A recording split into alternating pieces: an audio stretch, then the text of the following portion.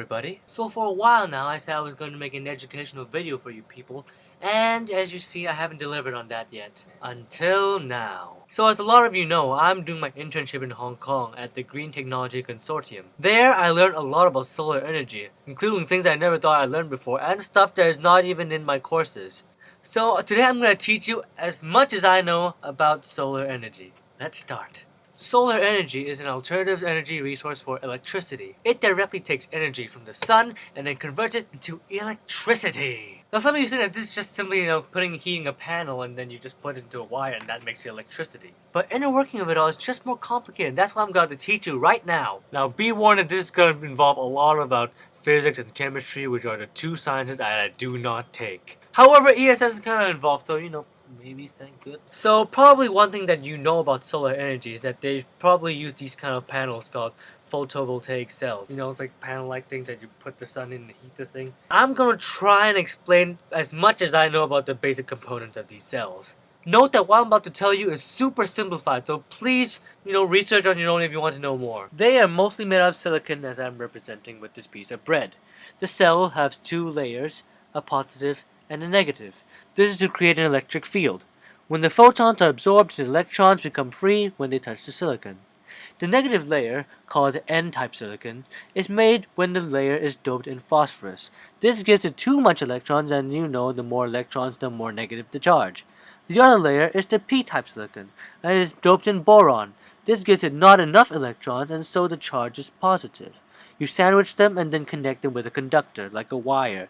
Then you can put it in your connect the wire to the load like a house or a calculator. Of course, sometimes the panel does not fulfill its capacity if the current is not strong enough. However, some smart people have found that using mirrors can help increase the efficiency of solar panel because when light is concentrated, it's more powerful. In fact, give me a second. In fact, there are some plants around the world that just have a bunch of mirrors surrounding a few solar panels so that they can create a lot of energy. Because of this, some people have to find the most cost-effective ways to balance the amount of mirrors to the amount or size of the solar panels. Now that is apparently a very good math idea. Solar energy compared to power plants are also regarded as more efficient because solar energy, you just take energy from the sun, while from power plants they have to be concentrated in one place and then you have to send them through these power lines. Along the way to these power lines they lose about 30% of their energy, which is not good at all. Then you also have to choose between on-grid and off-grid solar systems. On-grid basically means that your solar power is connected to a centralized solar power station. That means you can get the electricity from one place without having to manage the whole thing, but then you have to pay a lot of money to the company and stuff. There is a theory that you can just go completely off-grid. That means you can run your electricity without having to connect to any power station whatsoever. To do this, you need a photovoltaic panel.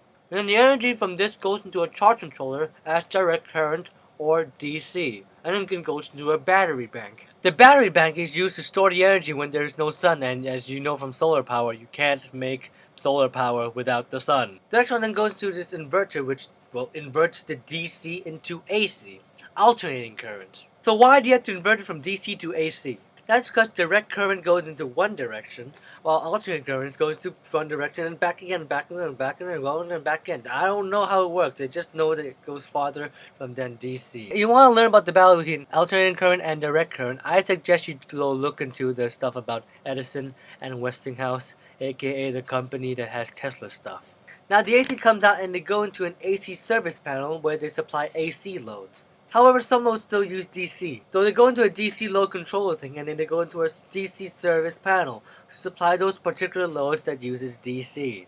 Now that is a lot to just go off-grid. Now some of you are saying, why don't we just all go off-grid? It's probably more environmentally friendly, you don't have to pay the company, and you don't get blackouts when the grid turns off or something like that.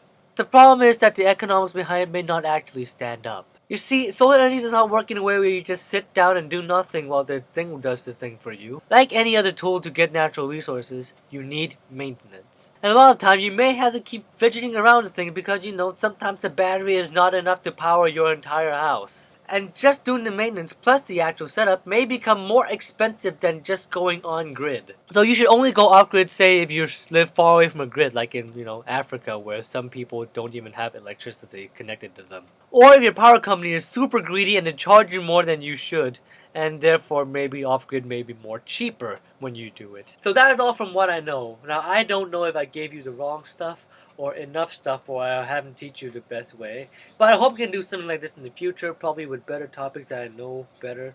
I really hope that my other 2K15 comments will help me make educational videos. I know you guys are really smart, and I know you can share what you know, whether it involves your face or not.